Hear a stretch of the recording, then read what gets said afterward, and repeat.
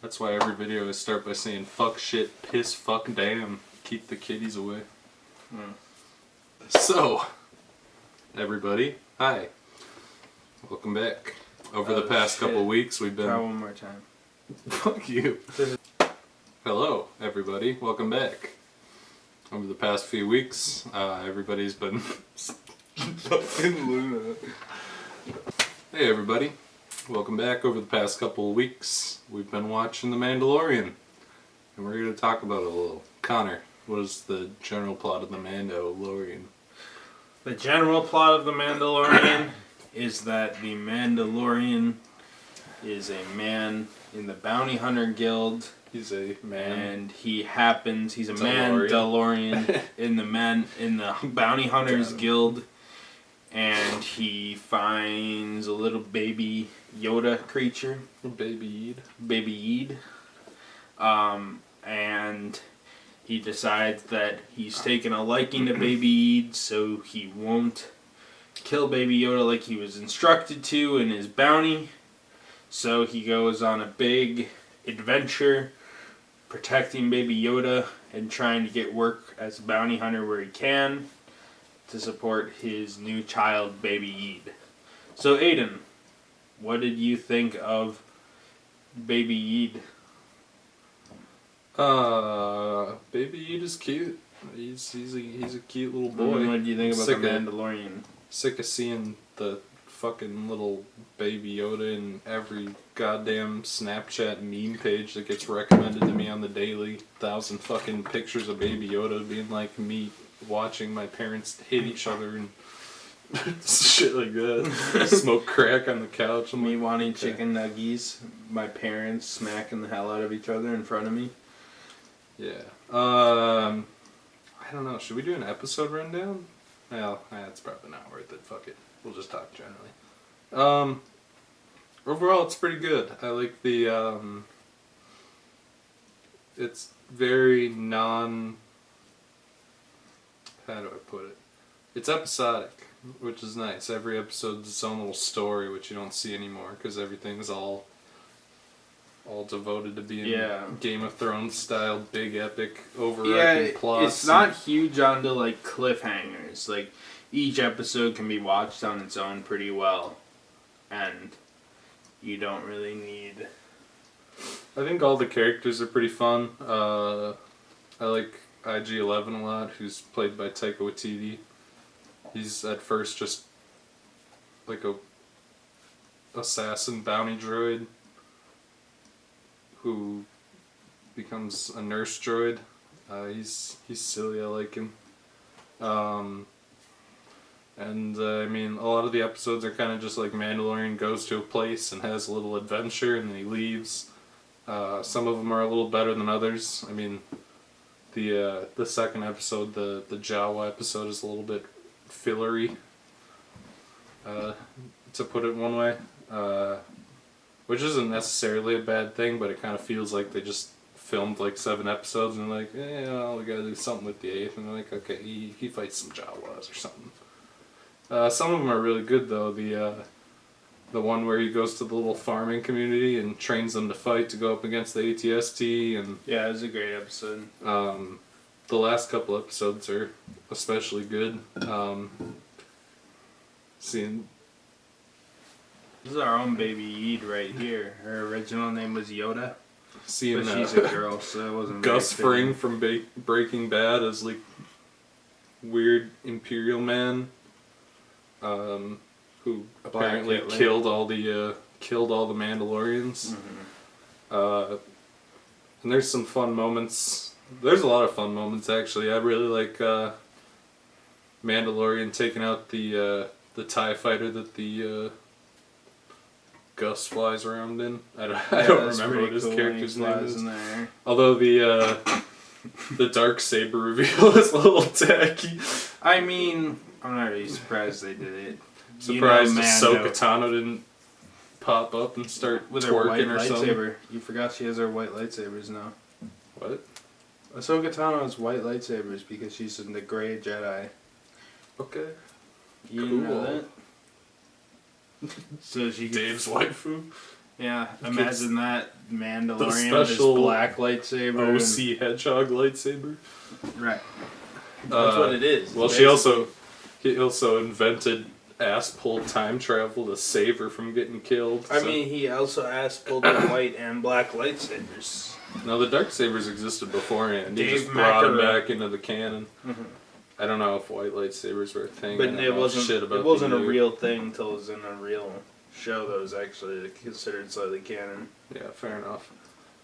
The people behind the show are very, very good at making Star Wars fun again, which Disney is very, very bad at. Yeah, it seemed like Disney took a step back and was just like, it's Disney Plus. I feel like even Disney Plus knows when things are getting Disney Plus and just don't give a fuck. Well, Disney was probably too busy trying to put out the dumpster fire of their trilogy to even pay attention. Right. I doubt Kathleen Kennedy watched a single episode of The Mandalorian before they were put out. There could have been full hardcore sex scenes in there. She never would have known about it. Yeah, it could have been. She was too busy She had Bob Iger's dick here. She had Ryan Johnson's dick here. She had JJ's dick here. She was deep throating all three at once. And she had like this huge dumpster fire. Not even a dumpster fire. It's like the whole dump got set on fire. The whole dump's on fire and everyone's running around trying to set it out. And then over in the corner, Jon Favreau and Taika Waititi and Dave Filoni are just making The Mandalorian while everyone else is on fire. That's one thing I want to point out is it's actually a pretty solid creative team. Yeah, I mean, Taika Waititi and Jon Favreau are both, and Dave Filoni for that matter, have their misses in there, but at least every miss they've made with heart. Does Jon Favreau? Jon Favreau's pretty Lion good. King, he's done like a bunch of I forgot he did the Disney Lion movies King. that blow ass. Yeah, I forgot about that. I don't know if he did Lion King. I was thinking about his goddamn Jungle Book. That's every what he time I did. think about Jon Favreau, I think about Iron Man 1 and the grilled cheese movie.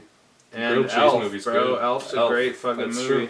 But he also did Zathura, which I rewatched Zathura's Zathura good. recently. Okay. I mean, it's a less good version of the original Jumanji. It's Jumanji in space. What more do you need? I liked it. I thought it was weird seeing Dax Shepard in it or whatever. That was a pretty early 2000s move to pull. Yeah, But half the Kristen game is Stewart just the before kids being Twilight. like, wow, I like Super Smash Brothers. Can we play Super Smash Brothers? I wonder if Nintendo cut them a check or if they're just like kids like Super Smash Brothers. Maybe Jon Favreau likes Super Smash Brothers. But something happened in that movie where they fucking shilled Super Smash Bros. Like 500 times. And SpongeBob, though. But I'm pretty sure, I guess it was Sony, so it wasn't owned by a fucking by fucking Viacom. Yeah, I don't like Dax Shepard. Yeah, he was okay in the movie, but he was kind of just like, I'm Dax Shepard, and I'm Everyone secretly you as there was a a bunch of kid. famous I'm people in you there. as an adult. Josh Hutcherson from the Hunger Games. Before Hunger Kristen Games. Stewart before Twilight. And the third kid that nobody gives a fuck about. And then she wanted to bang her own brother. That's kind of weird. Yeah, she wanted to bang Dax Shepard. He turned out to be her brother. That was bizarre. I bet that's a fucking real porn out there. Porno fan fiction. Bella it's a from fan Twilight, fiction. fucking whatever his name is from Bella or whatever from Twilight, fucking Josh Hutcherson from fucking Hunger Games. If that's not a real fanfic porn, and it all started from Zathura. Actually, it's probably unrelated to Zathura, but an interesting note is two of them could have banged and. I wasn't too crazy about the WWE chick, or what the fuck is she? MMA or something? Something like that. She's some kind buff of chick fighter, that was buff trying to chick. act. She was I also didn't really in like her in the she was first in episode, Deadpool but I too, liked so. her better in the second. She was better at episodes. the end, but I didn't like her in that first episode. She was in Yeah. Deadpool as well, wasn't They she? were kind of just too busy being like, I'm an independent, strong woman to like actually make her have a character, but then later And on then, they've kind of let her let's see. grow up and have a real character. But yeah, it's a nice little. It's kind of not Star Warsy, but it's also kind of Star Warsy. The humor is really Star Warsy, where Right. like instead of being like episode 7, I wouldn't 8, even and 9, say and- so. I'd say it's some of the better humor in Star Wars in general. Yeah, but it's kind of like Has heart. it's more subtle and like it's like character driven humor, kind of like 4, 5, and 6 had, instead of just being like Disney quips like in Solo and. Well, a lot of it has that Solo kind has a of lot of Star quips. Wars wink, wink, nudge, nudge, Yeah, but not in a cringy way, if that Yeah. makes sense. Like, there's a lot of shit, like, when the stormtroopers are trying to shoot the... Oh, that what was were funny. they trying to shoot again? It was some can or something. It was a just can like a piece or of something. junk. They were trying to shoot a piece of junk, and they kept missing it, and they're like, yeah, whatever. Yeah, that was funny. They're like, it must be defective, the I mean, blasters. Which is, like, it sounds like it could be a Big Bang Theory Star Wars joke, but the way they handled it actually made it really funny. Yeah. Instead of just, like, some Big Bang Theory bullshit, it was actually pretty good. There was a lot of fan servicey stuff, but it was never really eye-rolly. I mean, they would mention, like, Star Wars planets a lot. Going to Tatooine might have been a step too far, but that's just one episode, so I'm willing to overlook but it was actually, like even, like, we were talking about it, like, they did go to, like, the fucking Mos Eisley Cantina from episode 4, but when they did, it was kind of an interesting look at the Star Wars galaxy, as you said, and I thought it's it kind of was like done fairly tastefully. The cantina in the first movie is like filled with all these shitty people because they have nowhere else to go because of the Empire, and in this one it's pretty much empty because people have better shit to do now that the Empire's gone. And a lot of that episode, I mean, it does take place on Tatooine, but outside of stopping at the cantina real brief, a lot of it takes place in mostly just in the desert. It could have really been anywhere, so it's not like the Tatooine stuff is all that obnoxious or invasive. And I'm kind of excited to see, like, where they go, because it was interesting to see, like, it didn't feel like the Empire, like, it felt like the Empire was crippled, but it felt like there was still some basis to the Empire, so I'm interested to see if, like, subsequent series expand on that and how that might have transferred into the First Order, or how it kind that of felt might like fizzle out to make way for the First Order. A lot of cowboy movies and the original Star Wars were kind of inspired by a lot of like Japanese stuff. Like Magnificent Seven's pretty famously rip off of Seven Samurai. Right. And it kind of felt like when a shogunate collapses, where like the local warlords who are underneath the shogunate just keep operating just because they can, but they're not technically backed by like an empire. Like a lot of the stormtroopers seem more kind of just like either mercenaries or just like dickheads who just kind of kept their power after the empire collapsed. Kind of, it gave me that kind of. Well, that's what feeling. they even called Gus from Breaking Bad a warlord a couple times, I think. I think they did mention something similar to that, where he's kind of just like operating still regardless because he still has resources and loyal followers and stuff, and he's just kind of continuing the empire even though it's not there anymore technically. I feel like that's kind of an interesting precedent they set where it feels like he has his own troops. Yeah. And it's like he kind of runs his own faction. So it would be kind of cool to see maybe in like a subsequent season where it's like maybe instead of the Empire being unified, there's like factions where maybe like Gus's and his stormtroopers go to war against like other little factions of superhero or fucking or even just like a self-contained episode where Mando ends up on some planet that has like two Imperial remnant factions fighting for control. And I feel like Dave Filoni, the way that the citizens are trapped in between this war between basically two dead. It feels warlords. like Dave Filoni and Jon Favreau, and even Taika Waititi, who seems pretty involved in the series, are like they seem like they're really down with like the self-contained idea. So I feel like it would be kind of cool. Like maybe he's whatever he's searching for random MacGuffin or taking a job. Some guy. And it would be kind of cool to see like warring stormtroopers because I feel like even in like subsequent material, a lot of Star Wars material seems a lot more large and grand than this, where this actually just feels like kind of like, even though Mandalorian's a pretty powerful dude and so are its guys, and admittedly is protected by plot armor a little bit, which you gotta expect with Star Wars. Obviously. It still does feel like Mando's kind of in his, and like Baby Yoda is like obviously like a very like OP important MacGuffin or whatever. I'm sure that'll be expanded later, but overall it is just like a little slice of life in the galaxy, kind of, it's more or less. Yeah, it's a nice balance. I mean, in comparative to like I'm Luke Skywalker, so I'm the most important guy ever.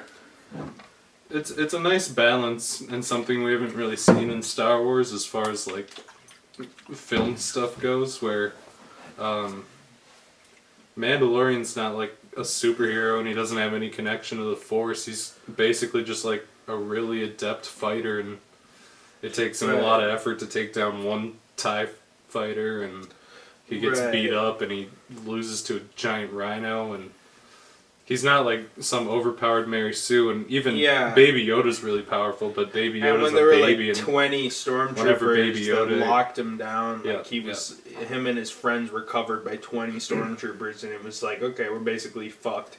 Well, you know, if it was Luke Skywalker, he'd go out, deflect all the bullets, and kill everybody. Yeah. And I can't even imagine what Anakin Skywalker would have done depositing those guys into the fucking garbage can like they were fucking nothing. Yeah. Or Rey. Yeah, it's very different. Even Baby Yoda, I mean, Baby Yoda's obviously like...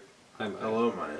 Baby Yoda's obviously really powerful, but Baby Yoda also uses the Force once and then passes out for a day. Right.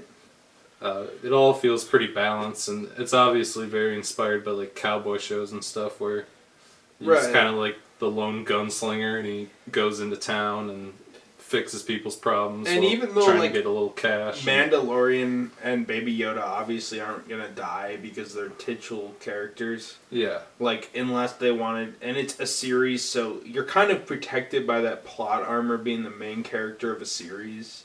Yeah, obviously. But with that said, it doesn't feel like most of the side characters are invincible.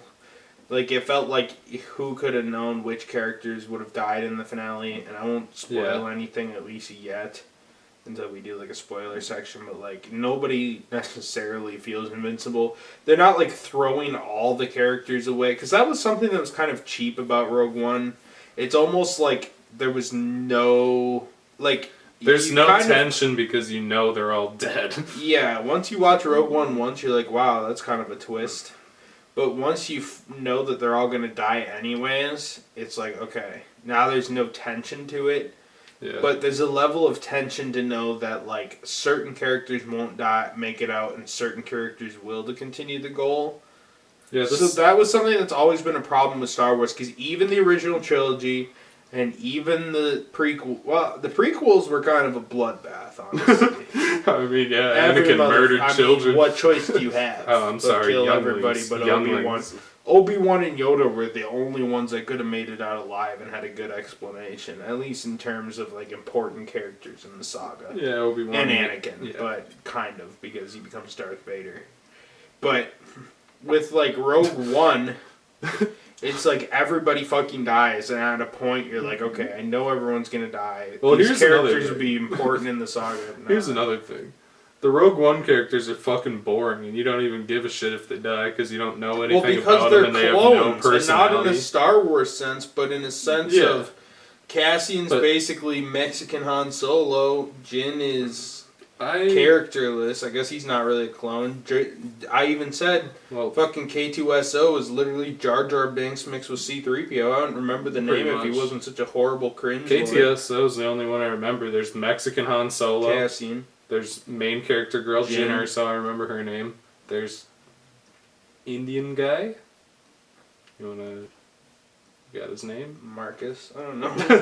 Could be fucking. It's some and then there's Star Wars bullshit. There's Ip Man and other Chinese guy. I don't even think it's worth knowing his name past Ip Man because they're literally just like, hey, bro, Donnie Yen or whatever, Donnie Yang. Donnie Yen, yeah. Like, hey, Donnie Yen, we really loved you in Ip Man, and he's like, oh, you want to give me a role? And they're like, yeah. So imagine this. I'm pretty sure he's all like Donnie's... Ip Man, but he fights stormtroopers, and the guys Donnie Yen's like, I guess. I think both the Asian people were added in the reshoots, or maybe not necessarily, but a lot of their scenes were, because a lot of the important scenes with the Asian guys do not feature the other characters.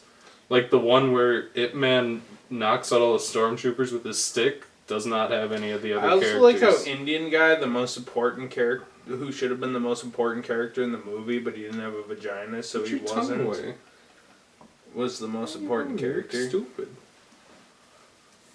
Like, he should have been the most important.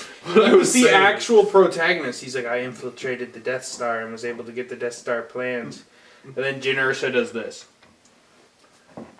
The side characters really with her fucking pug-ass underbite, looking like a retard. She doesn't have an underbite, she has an overbite. She looks like a rabbit or a mouse.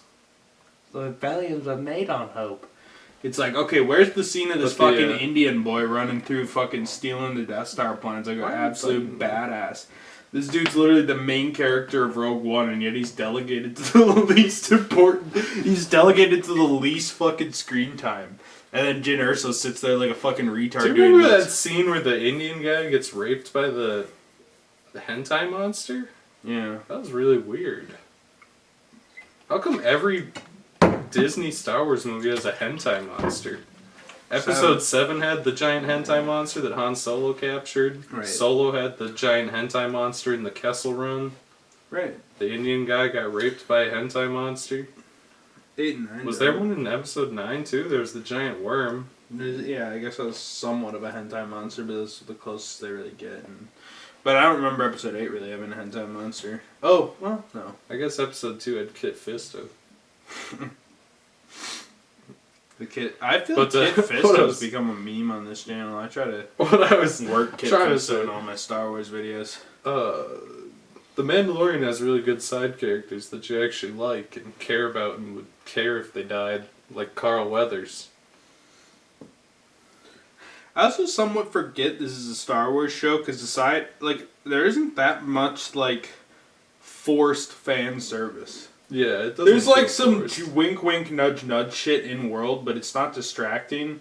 Like the stormtroopers are a shitty shot, but even that's just kind of a funny scene, and even if you didn't know the joke, even if you weren't in on the meme of stormtroopers not being able to shoot well, it's still a funny scene because they're just incompetent people that are just sitting there. Yeah. And it's funny it's kind of cool to see their personality.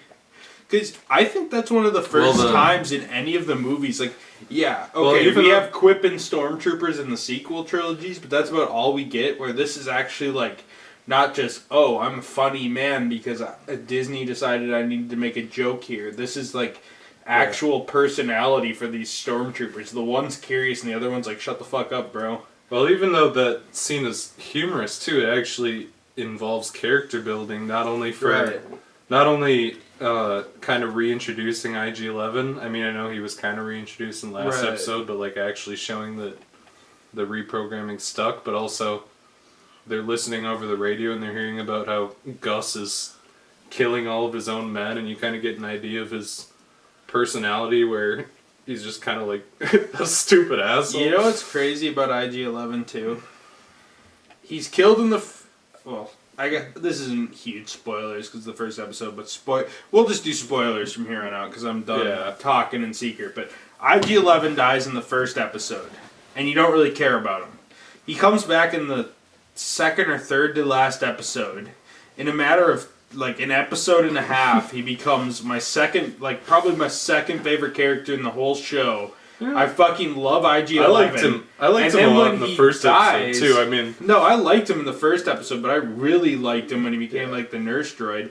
And it didn't feel, cheap. A lot of things where, in other Disney Star Wars, in other Disney properties, if they did it, would have felt... it's what Disney tries to do, but actually they succeed at doing it because they're good at their craft. Because Jon Favreau... Taika Waititi and Dave Filoni actually somewhat know what they're... I mean, they're not 100% hits, but... The nurse droid thing was pretty organically funny, too, because he kind of just, bring it up awkwardly in conversation, not in, a funny way. It was played straight, but he just kind of came off as, goofy because he'd walk around shooting people and be like, I'm a nurse droid, you know? It was just kind of, funny and weird. And it was actually really... I thought how they did... Because, in episode 5... we see the IG-88, but he is literally... He's not even a puppet. He's literally a statue. He's basically a mannequin. They hold up there for and then you see and say, IG-88. I don't even know if they name him in it. I think he got named by fucking Hasbro, probably. No, he gets named. They rattle off all their names. They're like, this one's Bosk. And then you see the ugly mask of Bosk, and then it cuts... and it shows Bosk's feet, and clearly it's just some guy standing in 2 rubber feet because it's shot from like the ankles down, and you know it's just a pair of jeans all the way up above the camera shot. Dude, that's the straight up. Empire Strikes Back. Everyone's like, this is a fucking film masterpiece. 5 out of 5. Still has the fucking Transformers. This is Cliff Jumper.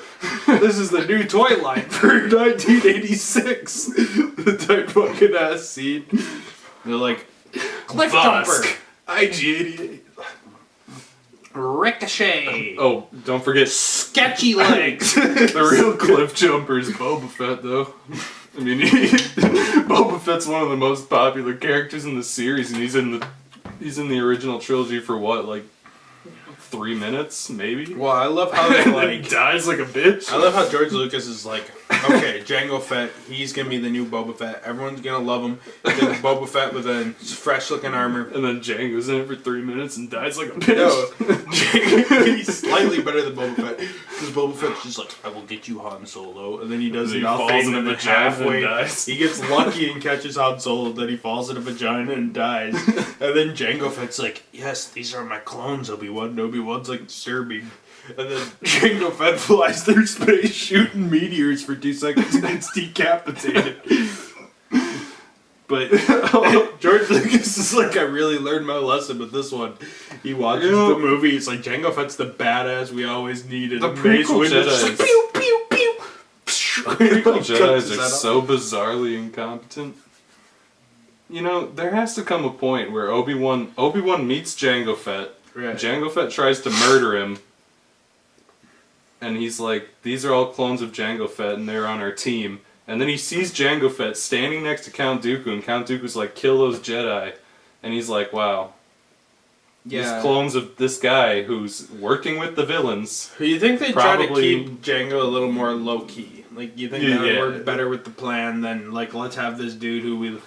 And nobody, like, winks an eye. Nobody questions it. Even in at all. Clone Wars, they're like, the clones of Yoda, Jango Fett. Obi-Wan. Such a good idea to clone Jango Fett, the evil man. Jango Fett. We don't know who commissioned these clones and for what purpose But and how we got them or who they paid them, but they cloned this evil bounty hunter who works with the Sith. It was very nice of some random person we don't know to pay for millions of clones for us. Let's just trust them to be our entire army in this very important war that happens to start 3 minutes before we get an army out of fucking nowhere because... Although Palpatine's master plan of... Palpatine made the clones and the droids and just made them fight for no reason. Anyway, Clone Wars is a pretty cool show. Yeah, no. What was that saying? Some cowboy show. I like when the things explode. I like when the he shoots people. What do you think about the Mandalorian as a character? He's cool. I mean, he's kind of like he's. I don't want to call him like. He's a little bland, but it's not like boring it's kind bland. Of part of the character. He's kind of like. There's like a mystique. I know there's like. I know it's like a meme to say that Qui-Gon's personality is like stoic, because Qui-Gon just doesn't have a character, but he is actually. Mandalorian seems like contemplative and stoic, and he's kind of like the old Clint Eastwood. There's kind of a cowboy thing where he's like the but quiet, it's also tough kind guy of cool. They show like his origin, why he feels that way. Yeah. And then when they finally do get the unmask, and he's like, I never unmask myself in front of anybody. He's like, I'm not a person. I'm just a droid. Yeah, I love IG-11. That was pretty cool. And it was so sad when IG-11 died. Like, I was actually like, damn, that's sad. And I was like, I've known this person, this at least battle like droid for an episode and a half. I would say this is legitimately probably one of the best pieces of Star Wars media. Yeah. Like, they did a good job. I mean, I didn't really care for episode 2 because it felt really fillery. And I was like... Jawas, I've seen those before. Rhino thing from episode 2. This actually before, but at the same time, like at first I was looking at this in the sense of, like when I watched the first 4 episodes, I was looking at this and I thought, what this is a movie. It should have been a movie, but it has, or like a TV movie, but it's got a lot of filler. And then once I see all 8 episodes and I realize it's like individual adventures, like I feel like this is almost a series, even though each episode stands on its own really well. I feel like people who are like, oh, I want to check out this series now, are kind of better off than I was watching it week to week. Because I watched the whole thing in pretty much one go, and I loved it that way. And that makes it a lot better, I feel like, because watching the second episode, it felt like a lot was packed into that first episode. Like, you go from, like, this dude, we learn that he's a bounty hunter, he's kind of heartless, but then we figure out he kind of has a heart, and he kind of adopts, and especially, like, I thought that was a great like, I was kind of scared about Baby Yoda at first, but when he, like, gives Baby Yoda the Mandalorian necklace, like, the Mandalorian gave him that necklace, and it's kind of, like, Baby Yoda is, like, the reason he likes Baby Yoda, or the reason he feels so responsible for Baby Yoda, is because he's, like, well, it he was lost like his him. Parents and he was alone and Right. all that as a kid. So it kind of reflects him, and that was kind of like a little bit tear jerky at the end. It didn't feel forced. It was actually like a really cool moment where you're like, oh, so cute. he's kind of like paying forward what was done for him, like the family the Mandalorian gave him. He's trying to give Baby Yoda, which was really cool. I thought, because like at first, like you see Baby Yoda, and the cynical side of me from the outside sees like, okay, Baby Marketing Groot, scheme. we can't sell Baby Groot shit anymore. That's all sitting on the clearance shelf. But based on how the show rolled out, because I remember like before, like when Baby Yoda was revealed, it didn't really feel like they expected it to be this huge Star Wars thing. I think part of it was that they were preoccupied with 9. Yeah. But now the most iconic thing that came out in 2019 for Star Wars was Baby fucking Yoda. The entire sequel trilogy is fucking Baby Yoda. And they just claimed they ended the fucking the Skywalker saga, because they want to make more Star Wars movies and they want to pretend this is the fucking Infinity War saga or whatever the fuck they call the Marvel version. Yeah, the Skywalker saga where all the Skywalkers die and then a Palpatine steals their name and steals their land and their lightsabers, and that's what I think of when I think of Skywalker. Yeah, I like how Disney like artificially were like, they literally like, oh, everyone likes the fact that the first phase of Marvel's the Infinity Saga.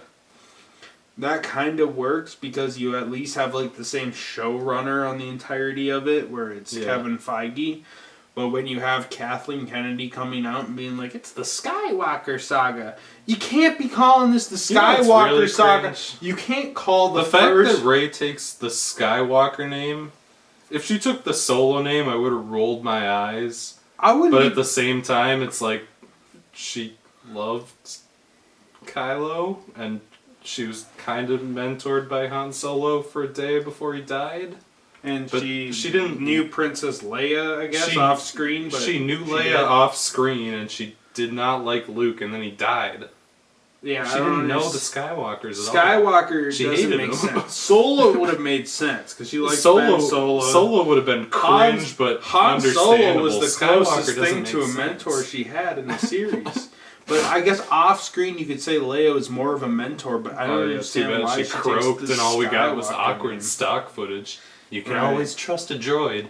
And then she pauses for 15 seconds and she's like, yes. Honestly, I was going to make a completely different criticism, because isn't it awkward that 45 years have passed and 9 movies, and then in the marketing between 8 and 9, because people responded well to the fact that the first 3 phases of Marvel were called the Infinity Saga, they just decided to call this the Skywalker saga. But this wasn't something they decided at 7 even, or when they bought it. But the first time that they started calling it, throwing around Skywalker saga, was after Endgame came out. The last 6 months is when episodes 1 through 9, a series that has been going on for 45 years, was called the Skywalker saga. And now they're just like, go with the Skywalker. It's not the Star Wars saga, because Skywalker Saga's over. There's no more episodic Star Wars. Episode 9. It's not the Star Wars saga because this is the Skywalker saga. Episode 9 had that nasty... Fucking retarded. Episode 9 had that nasty stink of desperation on it. Dude, at least when I think the Skywalker saga... I consider episodes 7, 8, and 9 the Skywalker saga. I don't hate episode 7. But 7, 8, and 9 are the Skywalker saga. You know why? Because the Skywalker saga is such a Disney market name. Yeah. Not even Disney. I don't even blame Disney. I just blame Kathleen Kennedy. I don't know how much is her fault. Episode 9. Looking at Kathleen Kennedy's face is kind of disgusting. She just looks. It's like putting Amy Pascal in charge of the most expensive franchise. Like pretty much. You know what I'm saying? Like she's basically, dude. Kathleen Kennedy is the dollar store Amy Pascal. That's pathetic. Amy Pascal, I mean, they're in the same league. Amy sent from my iPad Pascal. Amy sent from my iPad Pascal. And the funny thing is, they're just these 60-year-old women that are out of touch from these franchises. And it's like, you know, what can I do when I see that Sony's making any Spider-Man shit they can jizz onto the page, a fucking movie? Sometimes like, of course they're gonna crap out any bullshit because they don't care. Sometimes I wake up in a cold sleep thinking about Amy Pascal's emails. I think the worst one was one from before Amazing Spider-Man came out, where Amy Pascal was talking about how to make Spider-Man cool for kids. And of course, this message was ended with "sent from my iPad," like all her messages. Right. But she said she listed a bunch of characteristics they thought they should give Spider-Man in order to make him appeal to kids. Okay. One of them was that he would use Snapchat a lot and have a Snapchat story to interact with his fans. And another was that he should be a dubstep musician. Really keeps with the spirit of Spider-Man, man. That's exactly what I think of when I think of Spider-Man. I mean, Kathleen Kennedy's the same way. I'm sure she was like, "Can Luke Skywalker have a Facebook account? That'd be really from my iPad." Sent from my iPad. No, it'd be like sent from my Google, from my fucking Microsoft phone or something, where there's only 6 green big squares, multicolored squares that are good for grandmas or whatever. It's like sent from Microsoft phone. Should Luke Skywalker be a dubstep musician? I also remember Amy Pascal's emails about the BioShock movie. That was cringe. Yeah, I don't even understand what she was talking about. She's like, I saw a video about a whale flying in the sky. Was that what BioShock was? We're making a movie on that, right? And I was like, what the fuck are you even talking about? See, here's the thing. That is literally not even close The to thing BioShock. is, at least Amy Pascal is out of touch in a hilarious way. Is it bad to say Sony Pictures has transcended beyond bad so far that it's just kind of hilarious to see how out of touch Amy Pascal was kind of is? funny. Where it just makes me sad to think about how Kathleen Kennedy produced like huge hits for like 40 years, and you're just thinking like, okay. The sad thing is, Kathleen Kennedy only made these hits because she has she put money into them basically, and now she's in charge of Star Wars because she's had a bunch of hits that aren't really because of her at all, and she's clearly just hugely out of touch with everything. Well, Amy Pascal's the retard that allowed the Emoji Movie to happen because she's so out of touch, and there's a level of charm to that. Amy Pascal is just like Amy Pascal, you know, is going to make shitty moves because she's an out-of-touch boomer. Yeah. But Kathleen Kennedy is just an out-of-touch rich boomer who probably sits there and thinks more about her fucking Walgreens prescription for diabetes than her actual Kathleen work. Kennedy started out as an assistant to Steven Spielberg and George Lucas. And she just sucked dick to get to the top eventually. I don't even think she sucked dick. I think she's just... she was probably just the Disney executive that was the closest to being related to anything that had to do with George Lucas. So Mike fucking whatever. She's one of those like... Michael Eisner picked her. She's like one of those old why not feminist ladies from every interview I've ever seen, from all that forces female bullshit. And like she's like the Meryl Streep. George Lucas and her had a relationship. You know, not like sexual or anything, but like they had like a working relationship, and George trusted her to handle Star Wars in his place, and she rejected all his scripts, threw him to the side, and made her stupid bullshit feminist self-insert Rey Mary Sue trilogy and Solo and whatever else. Solo bullshit. Was good, but that wasn't really. Solo was is a fluke. Solo is watchable, but she also shoved her Mary Sue insert into that and into Rogue One. The brunette woman who is a strong, independent female who is smarter than every man around her and saves the day and is the most powerful character in the story, and everyone loves her and falls in love with her and wants to fuck her and marry her and give her all the money and kiss her and I love shitting tell her on how Kathleen great she Kennedy is at making because movies. she disgusts me as a human being. But let's get back to Mandalorian. You want to hit me with what I think of Mandalorian, or do you got it? What do you think of Mandalorian? Right. I thought it was pretty damn good.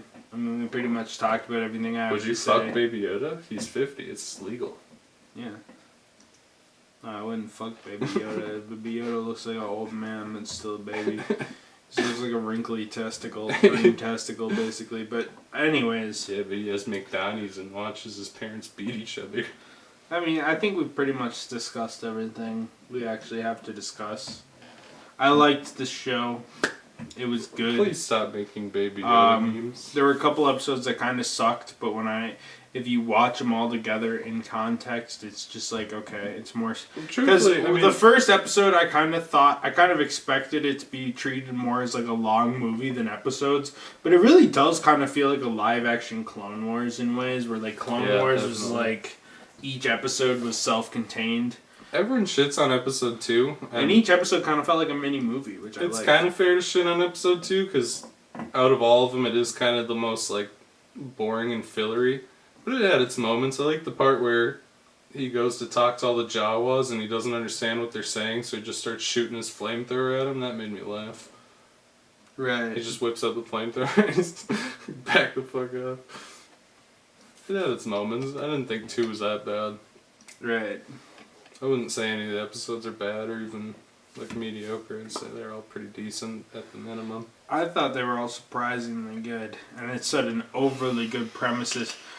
I mean, honestly, it comes down to showrunners, but it actually gets me kind of excited because Disney Plus, if they get the right showrunner, could actually have some pretty good shows on it. I feel like at least from in terms of Star Wars, Kathleen Kennedy's kind of just doesn't care enough to actually work on it. Like, they can keep tanking Star Wars movies, but if we could get like really good directors that actually have a passion for Star Wars, which I feel like Taika Waititi, Jon Favreau, and Dave Filoni have, like, if you could get like creators so like that in on shows, then I feel like you could actually be in for good shows. I can't believe that Werner Herzog is in this.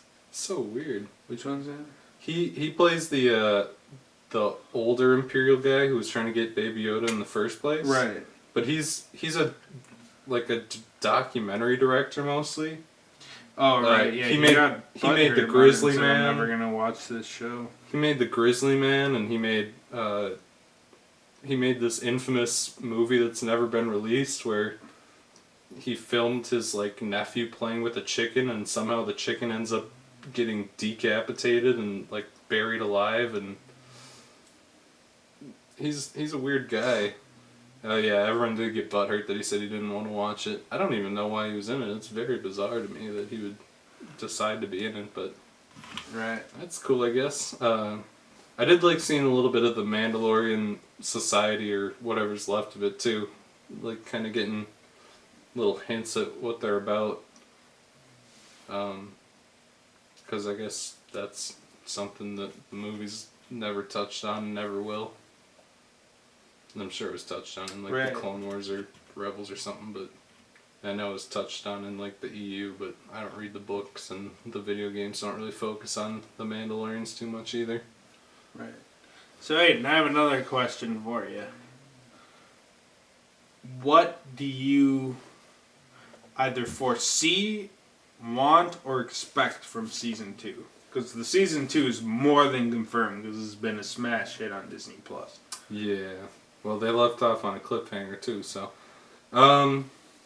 probably... I hope they stick with the episodic thing instead of trying to do a bigger, overarching story. I mean, now that we have an established... I assume Gus is going to be the big villain. Right. At least for the next season. So, I don't really want to see him, like, recurring, or, like, as a recurring villain, necessarily, but getting, like, little hints at what he's up to and what he's planning, and maybe having him... Maybe some, like, stingers before... Yeah, you can have, like, stingers of him, like... Tracking down talking to other warlords, or tracking the Mandalorian or something, and he's teaming up with warlords and trying to make, like, I don't know. You can even have him sending other bounty hunters after the Mandalorian, but I would say that don't have him be too important until the end, and then just kind of stick to the episodic thing and do more original ideas. I'd like to see more stuff that's like the episode where he trains the villagers to fight the ATSTs was like super Star Trek-y. Right. Which I liked. It was kind of like he goes to this planet, he meets these people who live an entirely different lifestyle from him, he learns about their culture, and then he helps them solve a problem, and he's on to the next thing. I want to see a lot more episodes like that. Continue to keep the fan service subtle. Basically, I don't really want to see them change that much. Just kind of keep on doing what they're doing. Also, I'm guessing please, Jon Favreau. I'm guessing the main three. I will cringe so hard if they try to do some teenage Baby Yoda or anything. I don't like that. think just they keep will. Baby Yoda just because as Baby Yoda fucking ages so slow that unless they do a series, I know. I don't really foresee that happening. I hope so. And I also feel like Jon Favreau, Taika Waititi, and Dave Filoni are self-aware enough that they'll keep going. And the other thing I'm kind of happy they went hands-off with this a little more because I feel like Disney will want to go more hands-on, but yeah, I they don't. feel like at the same time I don't want to see they'll find a way to kind of make it more hands-off or trust them because, like, look at, like, Guardians of the Galaxy. Like, Disney kind of was, like, unsure about that, but once that was a big hit, they kind of, like, let the reins go on Guardians 2, even though Guardians 2 isn't as good as the first one. Yeah. But whatever. Too bad they killed the original Ant-Man. I was curious to see what Edgar Wright's thing would have turned out like. Right. I like Edgar Wright. Yeah, I mean, I feel like there's a lot of potential for 2. I what? kind of do want overarching things, like maybe Gus tries to track down the Mandalorian, kind of. Yeah, that's fine, but as long as he's not, like, showing up and Right. fighting the Mandalorian in every episode. And I trust, like, Dave Filoni, like, with obviously, like, Clone Wars and stuff, like, you had Grievous and Dooku as recurring villains in those, but they weren't, like every episode wasn't reliant on them. Sometimes you'd get a stinger with them. They would show up a couple times a season, but they weren't, like, super important until, like, the longer arcs.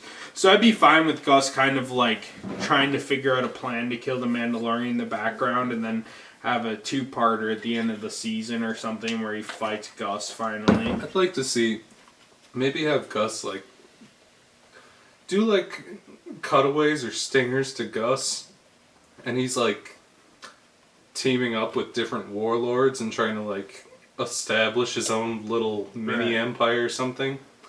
And then you can have that pay off at the end of the season without, like, jamming him into every episode in some awkward way. You can have him have his own little side plot. You know what I just thought of? All the marketing for Rogue One was like, this is like what the ground troops experience in Star Wars, and it's like a gritty war movie, and it wasn't. It was just like a shitty adventure Star Wars movie.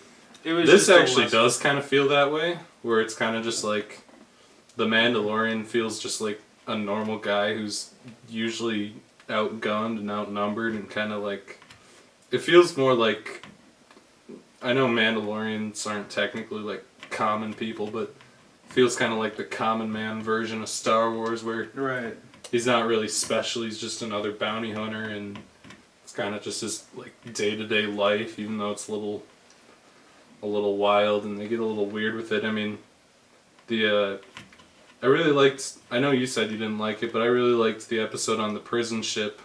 I didn't hate it, but I just thought it, like the villains kind of felt like they tried to kind of like copy, like they tried to make like evil Guardians of the Galaxy. This Devil Man was Drax. A little bit.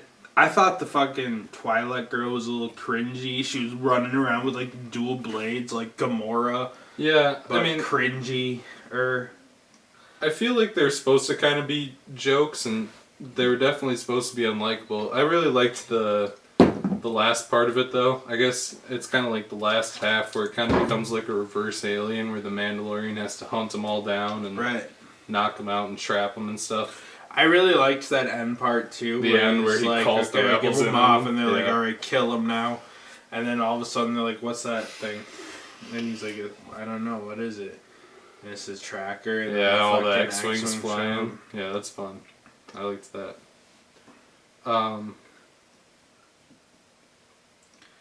I mean, there's a lot of cool shit in this show. I thought there was the right amount of fan service.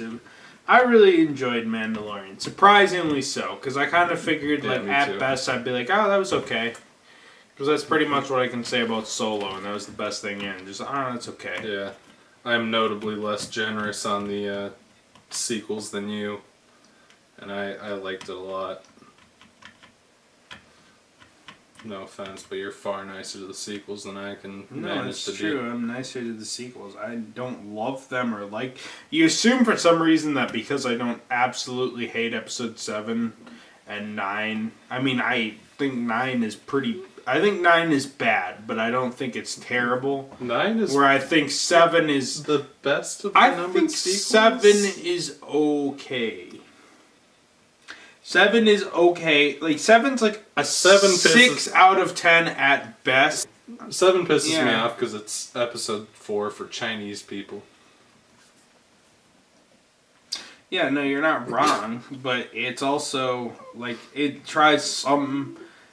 Like, I think Rey and Kylo are somewhat of new characters. I thought Kylo is probably the best part of the sequel trilogy because by far. He's the only character who's even remotely people interesting. Complained about Kylo being bitchy and shit, but honestly, like, the thing about Kylo is, like, I thought Kylo was kind of an interesting character. I'm fucking drunk right now. I can't go Episode 7. What did you think of them? Would you recommend The Mandalorian? Episode 7, Kylo's a little more endearing than Episode 8 and 9. Because in Episode 7, he's kind of like a dumb retard. And in Episode 8, he's like, I'm kind of a good guy, and I'm kind of a bad guy, and I'm a bad boy like Edward from Twilight. And then in Episode 9, he's like, oh, never mind, I'm a good guy. That's really gay. In the last 20 fucking He's kind of endearing in 7, though. He doesn't really have, like, a fucking arc to turn him into a good guy. He just kind of becomes a good guy. He's horny for Rey's Mary Sue Pussy. He's horny for Kathleen Kennedy's Mary Sue Pussy. But yes, I would recommend The Mandalorian. Connor, would you recommend The Mandalorian? Yeah, I'd recommend The Mandalorian, obviously. I really like the show. It's like a live-action clone. Can you stop vaping? Like, how trashy do you want us to look? Just been trying to cut it from our videos lately, but unfortunately you don't want to follow the status quo because you're too addicted to your Nicky. I don't care if I look like a loser. Yeah, I don't care either, but everyone's our going to format see is that trashy. We're a rip-off Red Letter Media, but the difference is we vape. We vape and we drink. No, fucking drinking is a lot less faggy than drinking. If we ripped out cigarettes, maybe we would look like edgy emos. So our whole format is we're just Red Letter Media, but no one will take us seriously because Chuck goes like a 14-year-old in the fucking boys' bathroom hoping the dean doesn't come in.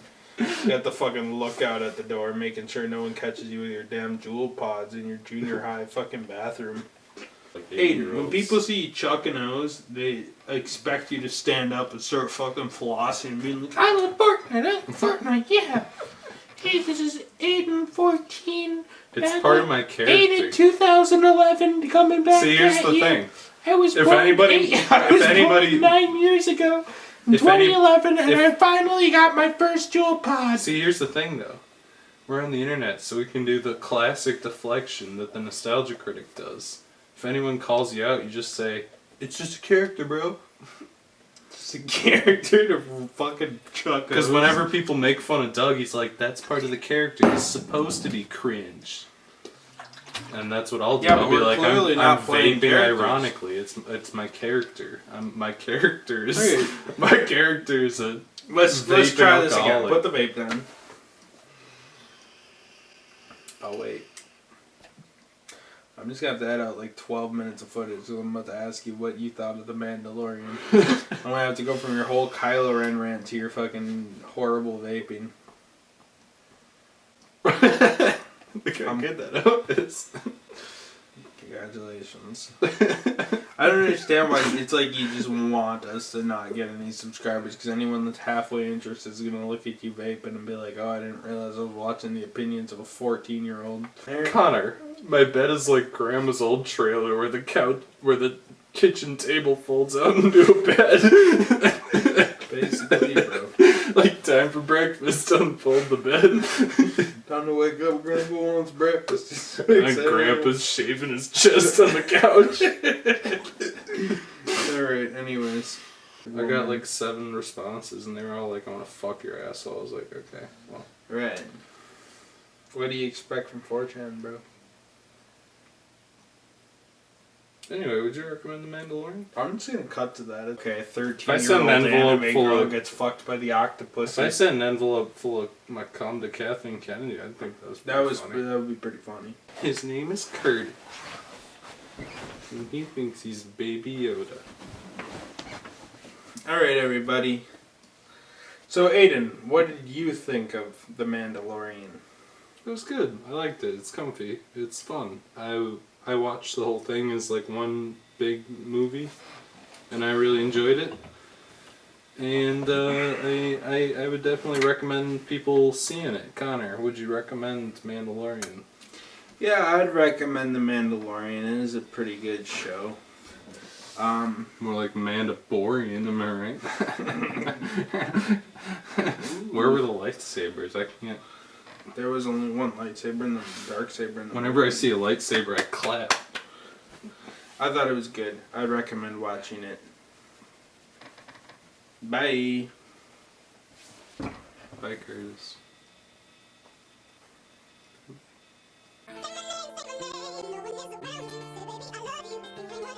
It's all good. I'm editing this out anyways.